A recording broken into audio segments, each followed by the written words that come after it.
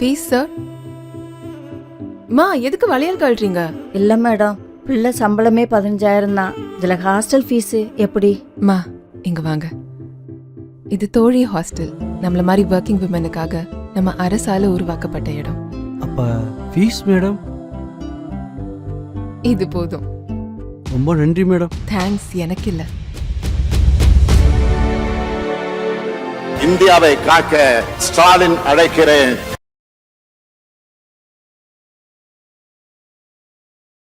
தமிழ்நாட்டில் இங்கு முதலீடுகள் வரவில்லை, தொழில் முன்னேற்றம் இல்லை. இதற்கு காரணம் லஞ்சம், ஊழல், முறைகேடு, நிர்வாகமின்மை. இதெல்லாம் ஓட்டா மாறுபாடு. நீங்கள் தொடர்ந்து ஒரு கூட்டணியிலே இருந்துக்கிட்டு இருந்தோம்னா ஒரு சில தொகுதிகளில் மட்டும்தான் எங்களால் போட்டி போட முடியும். அது நாங்கள் போட்டி போடாத இடங்கள்ல அமைப்பு பலவீனம். ஈரோடு கிளைக்கில் அவர் அதே அதிமுகவோட கூட்டணிக்காக பிரச்சாரம் பண்ணார். சார், நீங்கள் ஒரு இடைத்தேர்தல் என்பது அண்ணாமலை சொல்றார் 2024க்கு பிறகு, தேர்தலுக்கு பிறகு 2 திராவிட கட்சிகளில் ஒரு கட்சி இருக்காது. எங்களுடைய எண்ணிக்கை அதிகமாகிறது என்று சொன்னால் இன்னொருடைய எண்ணிக்கை குறைகிறது என்றுதான் பொருள். இதுதான் அரசியல்.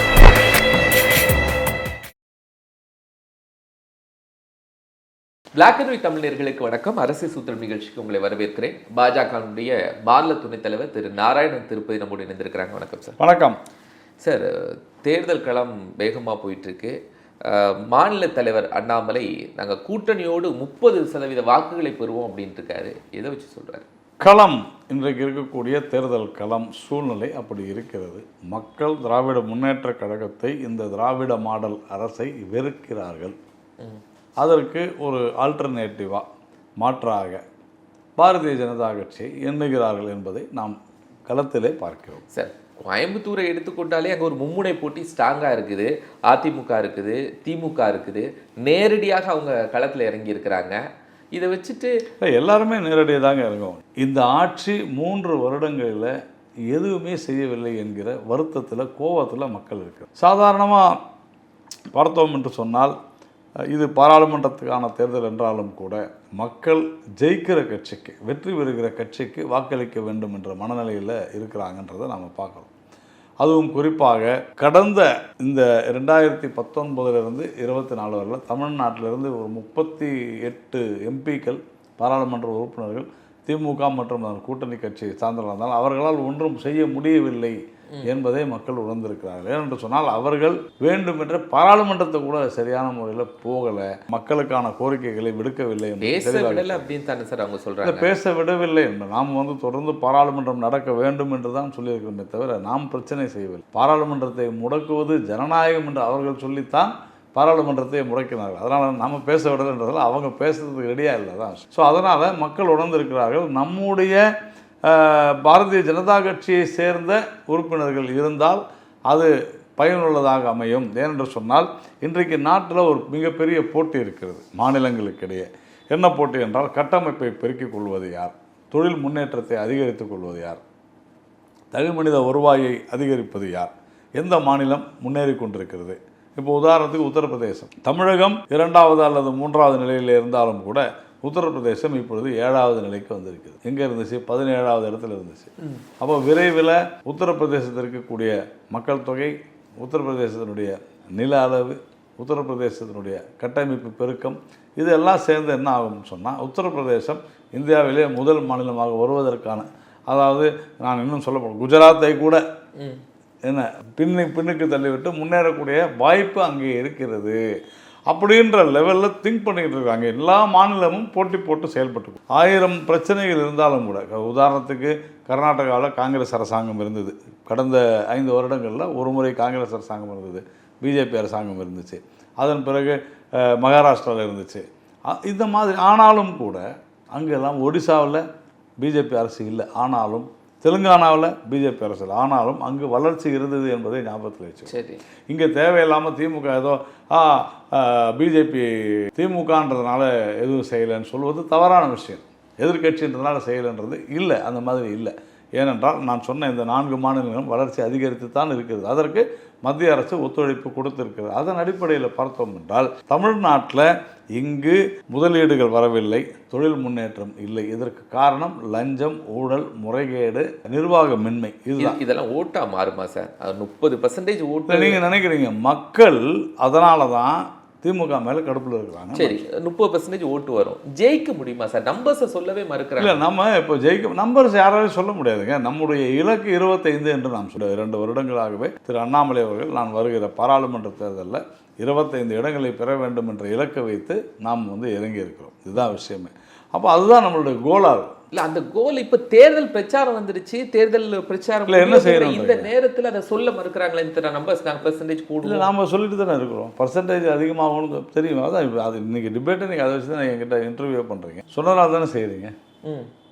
இல்லை, பெர்சன்டேஜ் தான் கூடுங்கிறாங்க. நம்பர்ஸை பற்றி பாருங்க. இல்லை சார், நீங்கள் ஒரு விஷயம் புரியுங்க. நமக்கு இதுவரையிலும் இருந்த சதவீதம் என்ன, வாக்கு சதவீதம் இப்பொழுது என்னவாக போகிறது என்பது. அப்போ 30% ஆவரேஜாக எல்லா இடத்துலையும், ஆவரேஜ் தான் சராசரியாக எல்லா இடத்துலையும் 30% வாங்குவோன்னு சொல்லணும். சராசரி அப்படின்னா சில இடங்களில் மிக அதிக அளவு, உதாரணத்துக்கு கோயம்புத்தூரில் 60% வாக்கு கூட நம்ம பெற முடியும். இப்போ திருநெல்வேலியில் 40% வாக்கு பெறலாம், 50% வாக்கு பெறலாம், கன்னியாகுமரியில். இதெல்லாம் நம்ம பார்க்கணும். அப்போ ஒட்டுமொத்தமாக சில தொகுதிகளில் நமக்கு குறைவாக இருக்கலாம். ஸோ இதெல்லாம் ஆவரேஜாக பார்க்கும்போது 30ன்னு சொல்கிறோம், தவறு ஒன்றும் இல்லை.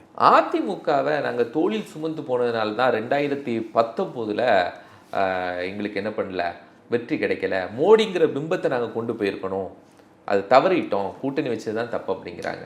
இல்லை, அதாவது நம்மை பொறுத்தவரையில் 2021 அல்லது 22 எங்களுடைய வியூகமே 39 தொகுதியிலும் நாம் போட்டியிட வேண்டும் அப்படிங்கிற மாதிரி தான் எங்களுடைய வியூகம் இருந்தது. 39 தொகுதிகளுக்குமான பூத் வேலைகளை நாங்கள் துவங்கி விட்டோம். கட்டமைப்பு, ஆர்கனைசேஷன் செட்டப், இதை நீங்கள் நல்லா புரிஞ்சுக்கணும். இந்த 3 வருடங்களில் எங்களுடைய தொண்டர்கள், எங்கள் நிர்வாகிகள் தூங்க கூட இல்லை, அந்த அளவுக்கு வேலை செஞ்சுருக்கிறாங்க.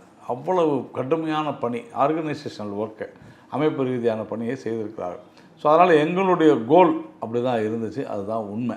ஏனென்றால் நீங்கள் தொடர்ந்து ஒரு கூட்டணியிலே இருந்துக்கிட்டு இருந்தோம்னா ஒரு சில தொகுதிகளில் மட்டும்தான் எங்களால் போட்டி போட முடியுது.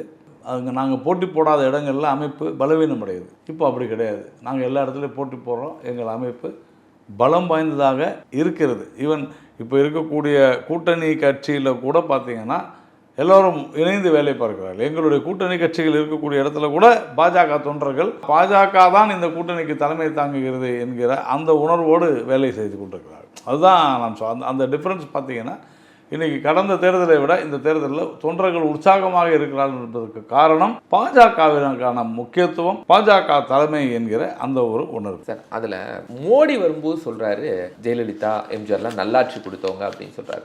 ஆனால் இவர் நாங்கள் ஊழல் கட்சிகளை தோளில் சுமந்து போனோம் அப்படின்னு சொல்கிறார். பெரிய கான்ட்ரடிக்ஷனாக இருக்குது சார். இல்லை, நீங்கள் ஒட்டுமொத்தமாக அஇஅதிமுகவை திரு மோடி அவர்கள், பிரதமர் அவர்கள் சொல்லவில்லை. இப்போ எம்ஜிஆர் அவர்கள் நல்ல ஆட்சி புரிந்தார் என்பதை யாரும் மாற்றுக்கிறது நம்ம ஒன்றும் சொல்ல முடியாது. அதே மாதிரி ஜெயலலிதாவுக்கான சில குவாலிட்டிஸ் அதை பிரதமர் மோடி அவர்கள் சொன்னார். நேற்றைய முன்தினம் கூட ஜெயலலிதா அவர்களை எவ்வளவு கீழ்த்தரமாக நடத்தினார்கள் திமுக அப்படின்றத பேசுகிறார். அதனால் தனிப்பட்ட இறந்து போன மறைந்த சில தலைவர்கள் பற்றி அவங்களோட நாம் இருந்த கூட்டணியிலையோ அல்லது நெருக்கமாக நட்போடு இருந்த காலத்தில் பற்றி நினைவு கூறுவது என்பது அது நம்முடைய பண்பாடு. நீங்கள் அதை சொல்ல முடியாது. ஆனால் அதிமுகவை பற்றி ஒன்றும் பிரதமர் பேசின மாதிரி, கட்சி பற்றி பேசின மாதிரி எனக்கு தெரியும். நான் தலைவரான பிறகு அதனால தான் யார் கூடயுமே நான் என்ன பண்ணல, கூட்டணி வைக்கலை. உள்ளாட்சி தேர்தலில் கூட நான் தனித்து இருந்தேன். மோடியுடைய ஃபேஸ் மட்டும்தான் போகணும் அப்படின்னு திரு அண்ணாமலை சொல்கிறார். இல்லைங்க, அதுதான் சொல்கிறேன். இப்போ கூட்டணி இல்லைன்றது உண்மை தானே. இப்போ நான் தான் சொல்கிறேன், கூட்டணியில் இருந்ததுனால எங்களுக்கு என்ன பிரச்சனைகள் இருந்தன என்பதை நான் தெளிவாக சொன்னேன். அமைப்பு ரீதியாக நாங்கள் வலுவடையாமல் போனதற்கு காரணம் கூட்டணி இருந்தது என்பது தான். இன்றைக்கி காங்கிரஸ் ஆகட்டும், கம்யூனிஸ்ட் ஆகட்டும், விடுதலை சிறுத்தைகள் ஆகட்டும், எந்த ஒரு திமுகவோட கூட்டணி இருக்கக்கூடிய கட்சிகளும் அமைப்பு ரீதியாக பலம் இல்லாததுனால, ஏன் அமைப்பு ரீதியாக பலம் இல்லை, தேர்தல் காலத்தில் போட்டி போடுவதற்கு கூட அங்கே இல்லை. அதனால் என்ன ஆகுது, அவர்கள் வியாபாரிகளாக மாறிவிட்டார்கள். 2 தொகுதி, 1 தொகுதி, சட்டமன்றம் தான் 4 தொகுதி. அப்போ அங்கே இருக்கக்கூடிய சில முக்கியஸ்தர்கள் மட்டும் போட்டி போட்டு எம்எல்ஏ ஆயிடுறாங்க, இல்லை தோத்துடுறாங்க. அது வேறு விஷயம். ஆனால் நான் சொல்வது அப்படியும் அந்த கட்சிகளுடைய அந்த நிலைமைக்கு காரணம் என்ன அப்படின்னு சொன்னால் கூட்டணி தான். அதனால் கூட்டணி என்பது தவிர்க்க முடியாத காலங்களில் ஏற்படுகிறது. நான் அதை இல்லை என்று மறுக்கவில்லை. ஆனால் ஒரு கட்சியினுடைய அடையாளம் எல்லா தொகுதிகளிலும் இருக்க வேண்டும் என்பதுதான் என்னுடைய விருப்பம். அதில் அண்ணாமலை அவர்கள் சொன்னது 100% சரி. அதிமுகவோடு அதனால தான் நாங்கள் கூட்டணி வைக்கல, அந்த ஊழல் கட்சியோட கூட்டணி வைக்கல, மோடியினுடைய தனித்துவம். ஆனால் உள்ளாட்சி தேர்தல் சொன்னார். ஆனால் ஈரோடு கிழக்கில் அவர் அதே அதிமுகவோட கூட்டணிக்காக பிரச்சாரம் பண்ணார். சார், நீங்கள் ஒரு இடைத்தேர்தல் என்பது சக்தி வாய்ந்த இருவருக்கிடையே அன்றைக்கி நாங்கள் அதுக்கான விளக்கமும் அண்ணாமலை அவர்கள் கொடுத்தார். நாங்கள் திமுகவை எதிர்க்க வேண்டும் என்று சொன்னால் ஆளும் கட்சியை எதிர்க்க வேண்டும். அவருடைய பணத்தை அமைச்சர்கள் அத்தனை பேரும் ஒரு வார்டு போய் முகாமிட்டு இருந்தாங்க. அவங்கள எதிர்க்கணும்னு சொன்னால் எல்லாரும் ஒன்று சேர்ந்தால் தான் முடியும். நாங்கள் அந்த சூழ்நிலையை நாங்கள் உணர்ந்தோம். என் கட்சியிலே நாங்கள் ஆலோசனை செய்தோம். தனித்து போட்டியிடலாமா வேண்டாமா, இல்லை போட்டியிலிருந்து ஒதுங்கி கொள்ளலாமா, தனித்து போட்டியிடலாமா, இல்லை கூட்டணியை ஏற்படுத்தி செய்யலாமான்ற போது நம்முடைய முக்கிய நோக்கம் என்ன, குறிக்கோள் என்னென்னா திமுகவை கடுமையாக எதிர்க்க வேண்டும். அதை நாம் செஞ்சோம், அவ்வளோதான். அதான் சொன்னேன். அன்னைக்கு சில சூழ்நிலைகள் தவிர்க்க முடியாதவை அப்படின்ற போது அந்த தவிர்க்க முடியாத சூழ்நிலை அதுதான். 2019 நடந்த தேர்தலில் நீங்கள் பார்த்தீங்கன்னா பாஜகவால் ஜெயிக்க முடியல. ஆனால் இதே கூட்டணியில் இருந்துட்டு அப்போ நடந்த இடைத்தேர்தல்களில் 11 சட்டமன்ற தொகுதிகளில் அதிமுக ஜெயிச்சது. அப்போ அது ஊழல் கட்சினா மக்கள் எப்படி வாக்களிச்சிருப்பாங்க? ஒரு விஷயம் புரிஞ்சுங்க. ஆளும் கட்சி, அதான் இப்போ நான் பேச, ஆளும் கட்சியாக இருக்கும் பொழுது அதனுடைய அழுத்தம், அதனுடைய விஷயமே வேறு. நாம் அதை புரிஞ்சுக்கணும். அதுதான் இப்போ அந்த நேரத்தில் செல்வி ஜெயலலிதா அவர்களுடைய மறைவினுடைய ஒட்டிய காலம் அது. இந்த மாதிரி சூழ்நிலைகளால் அது நடந்திருக்கலாம், அவ்வளோதான்.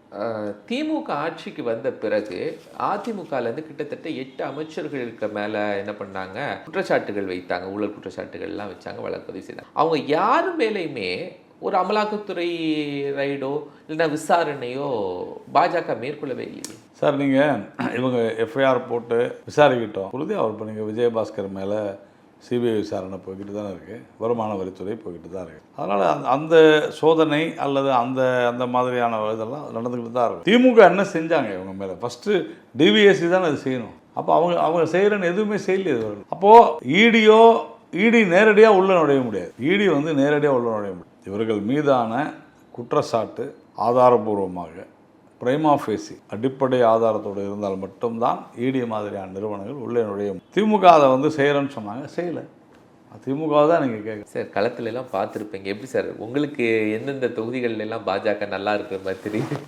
இல்லைப்பா, இப்போது it is too early to say அப்படின்னு நம்ம சொல்ல முடியும். அதாவது நீங்கள் கேட்கிற கள நிலவரம் எம்மை பொறுத்த வரையில் எல்லா தொகுதிகளிலும் பாரதிய ஜனதா கட்சியினுடைய தொண்டர்கள், நிர்வாகிகள் மிக சிறப்பாக பணியாற்றி வருகின்றனர். எங்களை பொறுத்தவரையில் எங்களுடைய கட்டமைப்பு மிக சிறந்த அளவில் இருக்கிறது. அப்போது திரு மோடி அவர்களுடைய சாதனைகளை நாம் விளக்கி சொல்கிறோம். திராவிட முன்னேற்ற கழகத்தினுடைய கடந்த 3 ஆண்டு கால சோதனைகளையும் விளக்கி சொல்கிறோம் மக்களிடத்தில்.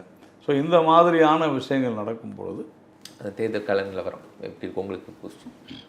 அப்போது எங்களுடைய தொண்டர்கள், எங்களுடைய நிர்வாகிகள் மிக சிறப்பாக பணியாற்றி கொண்டிருக்கும் பொழுது மக்கள் எங்களை எப்படி வரவேற்கிறார்கள், அதை வைத்துத்தான் நாம் களம் எப்படி இருக்குன்னு சொல்ல முடியும். மக்கள் எங்களை வரவேற்பது என்பது, இப்போ நான் திருநெல்வேலி தொகுதிக்கு போயிருந்தேன், 2 நாட்கள் அங்கே இருந்தேன். மக்கள் ஆர்வமாக வருகிறார்கள். வேட்பாளரை பார்த்து, அதுவும் தெரிந்த ஒரு வேட்பாளர், மிக சிறப்பான முறையில் வரவேற்பு அளிக்கின்றனர்.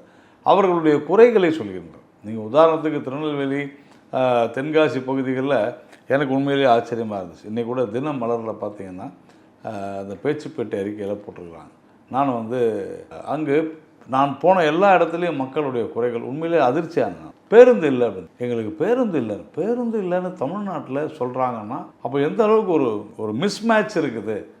ஒரு பக்கம் நாங்கள் மகளிருக்கு இலவச பேருந்து கொடுத்துட்டோன்னு மார்த்தட்டிக்கிறாங்க, ஆனால் பேருந்து இல்லை அப்படின்னு மகளிர் அங்கே சொல்லும்பொழுது உண்மையிலேயே நான் அதிர்ச்சியாக இருந்துச்சு. அதே மாதிரி சில கிராமங்களில் தண்ணி இல்லை அப்படின்ற பெரிய ப்ராப்ளம் இருக்குது. இன்றைக்கி தினமலரில் அதை போட்டிருக்கிறாங்க. போட்டு இவர் இது வரைக்கும் ஊருக்கே போனது இல்லையான்னு கேட்டுருக்காங்க.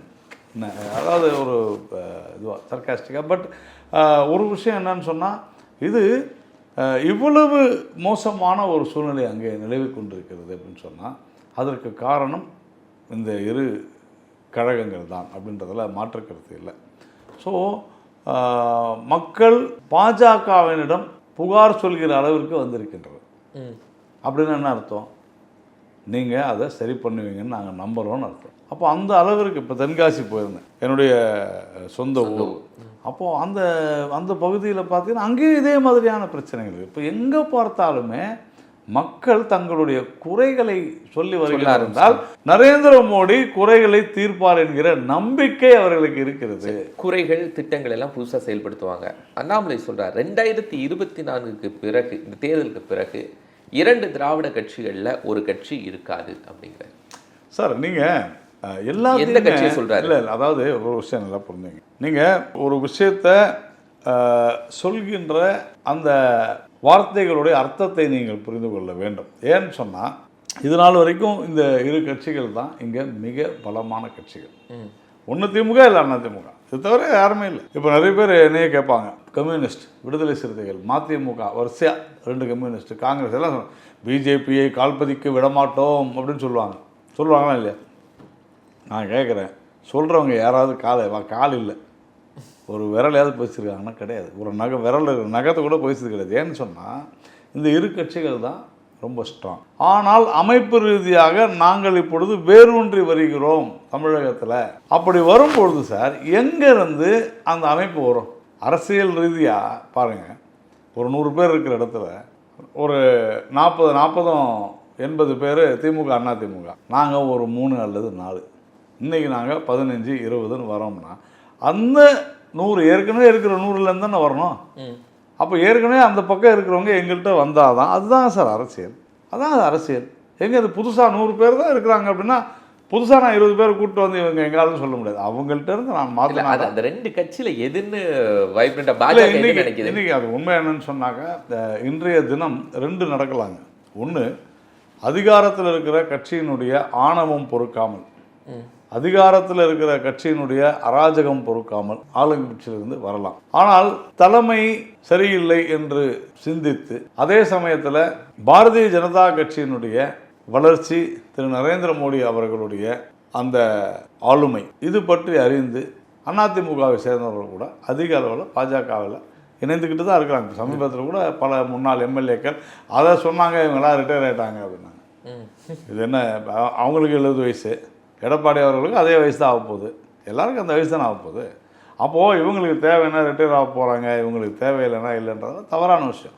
அதனால் அதிக அளவு என்னை பொறுத்த வரையில் அஇஅதிமுக தான் வராங்க. ஏன்னு சொன்னால் அது எதிர்கட்சி. அதிமுக இருக்காது. ஆனால் இல்லை இருக்காது அப்படின்னு சொல்கிறது வந்து சார், இப்போ காங்கிரஸ் முக்து பாரத் அப்படின்னு நம்ம சொல்கிறோம். காங்கிரஸ் அழிப்போம், காங்கிரஸ் இருக்கணும்னு அழிப்போன்றது அந்த கட்சியினுடைய முடிவு கட்டுவோம் அப்படிங்கிறது இல்லை. அதாவது அங்கே இருப்பவர்கள் அதிகமாக இங்கே வருவார்கள் அர்த்தம். அதான் விஷயம், அதான் நடந்துச்சே. ஆனால் மோடி பேசுகிற போது ஒவ்வொரு கூட்டத்திலையும் திமுகவை தான் கடுமையாக தாக்குறார். திமுக இருக்கக்கூடாது அப்படிங்கிற. ஆமாம் சார், அதிமுக பற்றி அவர் பேசல அவசியம் இல்லைங்க. அதுதான் நான் சொல்கிறேன். 3 வருடங்களாக மிகப்பெரிய சோதனைகளை தமிழகம் சந்தித்து கொண்டிருக்கிறது. நாம் கொடுக்கக்கூடிய பல்வேறு திட்டங்களை அவர்கள் சரியான முறையில் செயல்படுத்தவில்லை. சனாதனத்தை எதிர்க்கிறார்கள், அதாவது இந்து மதத்தை அழிப்பேன் என்று சொல்கிறார்கள். மத்திய அரசுக்கு எதிராக பல்வேறு விஷயங்களை செய்து கொண்டிருக்கிறார்கள். காரணம் என்ன அப்படின்னு சொன்னால் அவங்களுடைய இங்கே சர்வைவலுக்காக ஆட்சி அதிகாரத்தை தக்க வைத்து கொள்ள வேண்டும். லஞ்சம் ஊழலை நாம் தடுக்கிறோம். ஏனென்றால் லஞ்சம் ஊழலை தடுப்பது, ஏன்னா மேக்சிமம் பார்த்திங்கன்னா இந்த மத்திய அரசினுடைய திட்டங்கள் தாங்க ஒரு நாட்டில் திட்டங்கள்னு பார்த்திங்கன்னா மத்திய அரசினுடைய திட்டங்கள் தான். அது வந்து மின்சாரமாகட்டும், வீடாகட்டும், எல்லாமே மத்திய அரசுடைய திட்டம் தான். அதில் ஒரு 20% தமிழ்நாடு அரசு வந்து ஷேர் போடலாம், மீதி 70-75% வந்து மத்திய அரசு பணம் கொடுக்குது, செய்கிறாங்க. ஆனால் அதில் ஊழல் செய்ய முடியல. இதுதான் விஷயமே. அதில் ஊழல் செய்ய முடியாததுனால தான் மொழி ரீதியாக, ஜாதி ரீதியாக, மத ரீதியாக வேண்டுமென்றே பிரச்சனையை உருவாக்கி கொண்டிருக்கிறது திமுக. அப்போ நம்ம அதுதானே எதிர்ப்போம். ஸோ அதை எதிர்க்காங்க. பட் தேர்தலுக்கு பிறகு ஒரு கட்சி இருக்காதுங்கிறது சார், நீங்கள் இருக்காது அப்படின்னு சொல்கிறத நீங்கள் நெகட்டிவாக நீங்கள் பார்க்காதீங்க. நான் என்ன சொல்கிறேன், எங்களுடைய எண்ணிக்கை அதிகமாகிறது என்று சொன்னால் இன்னொருடைய எண்ணிக்கை குறைகிறது என்று தான் பொருள். இதுதான் அரசியல். இருக்கிற அதான் மறுபடியும் உங்களுக்கு சொல்கிறேன், 10 பேர் தான் இருக்கிறோன்னு சொன்னால் என்னுடைய எண்ணிக்கை எப்போ கூடும்? இன்னொரு கேம்பிலேருந்து ஒரு 2 பேர் வந்தால் தான் எனக்கு 2 பேர் அதிகமாகும் சார். இது வந்து இட் இஸ் எ நேச்சுரல். அது எங்கேருந்து வருதுன்னா இப்போ அதிமுக தான் வரும். அவ்வளோதான் விஷயம். நிறைய விஷயங்கள் சார் தேர்தல் சம்பந்தமாக, குறிப்பாக வேகமாக போயிடக்கூடிய தேர்தல் களத்தில் அப்படி பதில்கள் சிறப்பாக இருந்துச்சு. நன்றி. நேரிலே மற்றும் முறையில் சந்திக்கிறேன். நன்றி.